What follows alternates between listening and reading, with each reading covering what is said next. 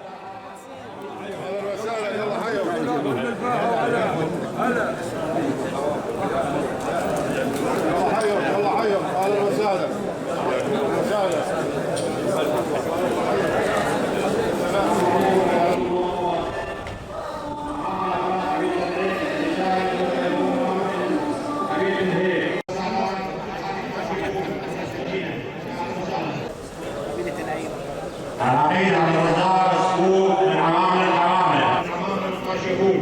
يا اهلا وسهلا بك محمد المحيا يا مرحبا.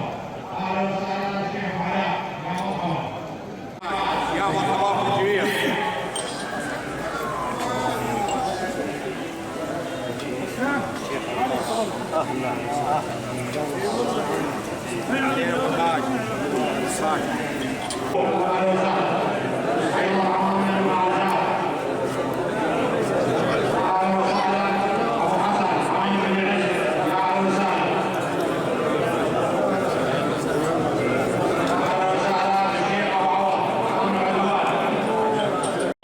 فمرحبا بالقبلية كقرابة عصب دون تعصب، كقرابة نسب دون تحزب.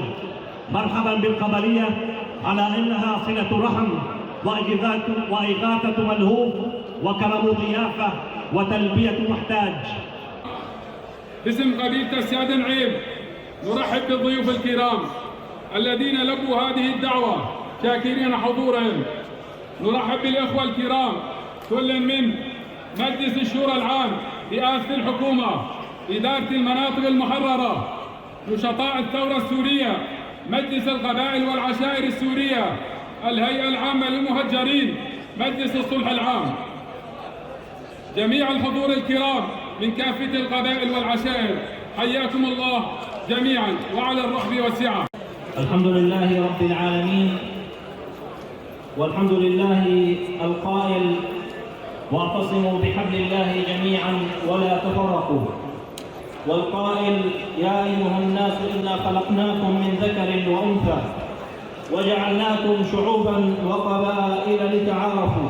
والصلاة والسلام على المبعوث رحمة للعالمين محمد بن عبد الله وعلى آله وصحبه أجمعين، وبعد.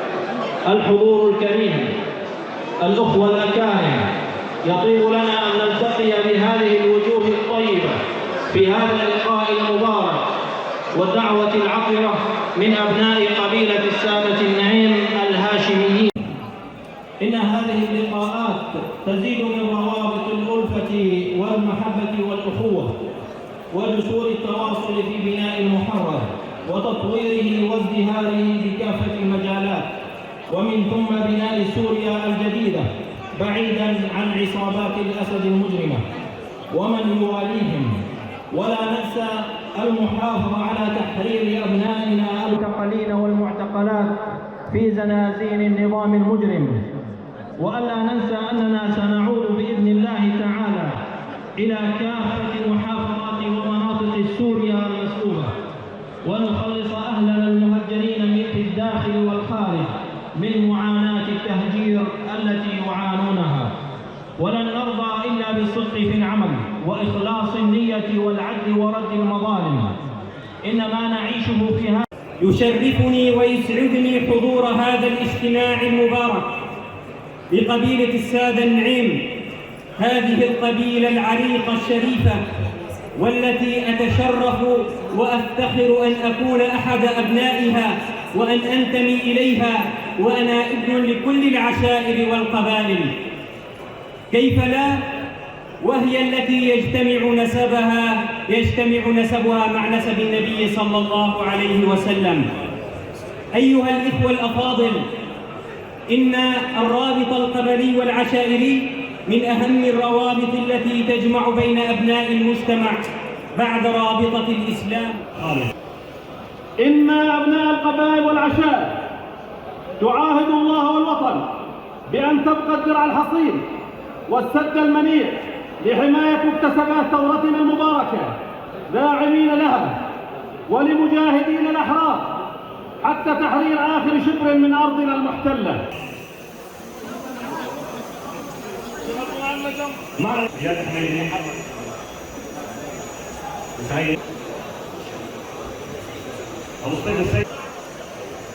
لا سيما محرر خالد أخذ قبيلة العين من الشرقية. أهلا وسهلا فيك، حافظ من كتاب الله.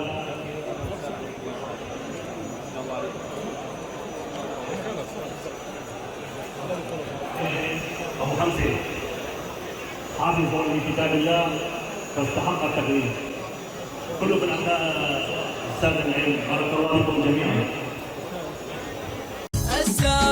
السادة هلي مجلسنا بالصدر العلي، حنا من سلالة علي فينا علومه طابعه. يا رافع السيف ايش تبي؟ الحيدرة علي ابي، وان بالفخر جدي نبي اسياد ما احنا تابعه. ان بالعدد 100 ألوف، وان بالوغى اهل السيوف، وان بالكرم حيا الضيوف من المكارم نابعه.